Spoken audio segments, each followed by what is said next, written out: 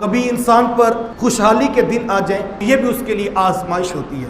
हम माजी में देखते हैं बहुत सारे लोग होते हैं कि जिनको अल्लाह दुखों में जब रखता है तो मस्जिद की तरफ उनका रुझान होता है, दीन की तरफ उनकी रग़बत होती है और अहले इल्म के पास वो बैठते हैं। लेकिन जैसे हालात बदलते हैं तो उनका मिजाज भी बदल जाता है।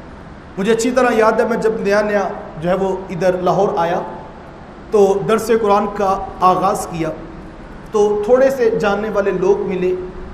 तो उस वक़्त मोटरसाइकिल पर जो है वो पूरे शहर में अल्हम्दुलिल्लाह दुरूस कुरान मजीद होते। तो एक नौजवान था कि जो मोटरसाइकिल पर मेरे साथ सारा दिन जो है वो 5-6 दुरूस में जाया करता। तो जब शाम को वापस घर आ रहे होते तो जो है वो एक खुशी भी होती, सुकून भी होता कि आज सारे वादे पूरे हो गए हैं। जब मैं उसको सी ऑफ करता तो वो कहता कि दुआ करो कि अल्लाह बस एक गाड़ी दे दे तो फिर मैं आपके साथ गाड़ी पर जो है वो दरस कुरान पे जाया करूँ। तो मैंने भी आमीन कहना और कहना कि अल्लाह आपके हालात बेहतर करे।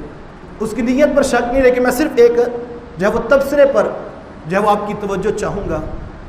तो फिर मैंने जो है वो देखा कि अल्लाह ने उसको एक गाड़ी नहीं, अल्लाह ने उसको 2 गाड़ियाँ दे दी। लेकिन फिर वो जो दरस कुरान की रूटीन थी वो टूट गई। वो जो कहता था मैं गाड़ी हो तो मैं दरस कुरान पर दूर दूर भी जाया करूँगा, जब अल्लाह ने फरावानी दी उसकी अब इम्तिहान थे कि अब वो क्या करता है। तो वो इम्तिहान जो है वो हमें सोचना चाहिए। कभी ऐसा होता है कि इंसान आरज़ुएं करता है कि बस मुझे मेरी रात एक दोस्त से बात हो रही थी तो वो यही कह रहे थे कि दुआ करो अल्लाह मुझे गाड़ी दे तो फिर अल्लाह मुझे दीन की खिदमत की भी तौफीक दे। तो असल तो ये चीज़ है, बाज़ का इंसान के हालात बदलते हैं तो उसका मिजाज बदल जाता है। खुशहालियाँ होनी चाहिए, औलाद कारोबार करे बड़ी अच्छी बात है, लाखों से कमा के औलाद करोड़ों पर कारोबार को ले जाए बड़ी खुशकिस्मती की बात है। लेकिन मैं ये कहता हूँ अगर औलाद के पल्ले में दीन नहीं है, करोड़ों की बजाय अरबों की भी जागीर हो तो क्या आपको औलाद कबूल है? लाखों की नेमतें हों, करोड़ों के बंगले हों, लेकिन माँ बाप से बात करने की तमीज़ भी औलाद को ना आती हो तो क्या उन नेमतों वाली औलाद को, उन दौलत वाली औलाद को आप कबूल करना चाहेंगे? यकीनन आप कानों को हाथ लगाकर इस्तिग़फ़ार करेंगे।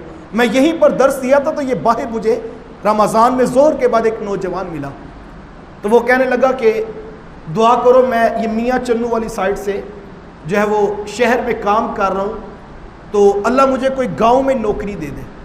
तो मैंने कहा यहाँ पर क्या नौकरी करते हो? तो उसने बताया। तो मैंने कहा लोग गांव से शहर में नौकरी मांगते हैं और तुम कह रहे हो कि दुआ करो अल्लाह मुझे गांव में नौकरी दे दे, तो इसकी क्या वजह है?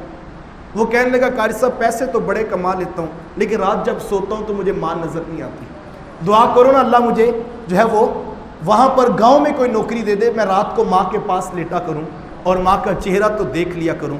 तो कैसा वो नौजवान है जो दुआ मांगता है या अल्लाह तो रिज़्क़ ही देना है तो मुझे अपने गांव में दे दे ताकि मैं अपनी माँ के चेहरा को देख तो लिया करूँ। तो असल चीज़ ये है कि अल्लाह ताला किसी को इनाम व इकराम अता करे तो दीन की बहार भी अता करे और ये मांगने की चीज़ है। वासिफ साहब ने बड़ी खूबसूरत बात की। वासिफ साहब मानते मुझे ताज्जुब होता उस शख्स पर कि जो वुज़ू करके नमाज पढ़ के रब के हुज़ूर सजदा करके हाथ दुआ के उठाता है तो फिर कहता है कि मालिक मुझे कार भी दे दे, गाड़ी भी दे दे, माल भी दे दे, दौलत भी दे दे। वो कहते हैं मुझे ताज्जुब होता है कैसा बदनसीब है कि उसके कुरब में बैठकर उसकी जुदाई की बातें मांग रहा है। दुनिया तो रब से दूर करती है, कहा रब के कुरब में बैठकर जुदाई मांग रहा है। ये कैसा आशिक है, महबूब के पहलुए मोहब्बत में आकर कहता है कि मुझे जुदा कर दे। तो फरमाया ये आजमाइश होती है दुनिया का माल। तो अगर अल्लाह आपको सुख दे, खुशियाँ दे और रहमतें अता करे, अपनी नेमतें अता करे तो शुक्र का कलिमा कभी ना भूलें और उसकी बारगाह से हिदायत का नूर मांगते रहें। और जब भी मांगे तो इसी तरह मांगे, रब्बाना आतीना फिद दुनिया हसना व फिल आखिरती हसना। मालिक दुनिया की भलाइयाँ भी अता कर दे, आखिरत की भलाइयाँ भी अता कर दे।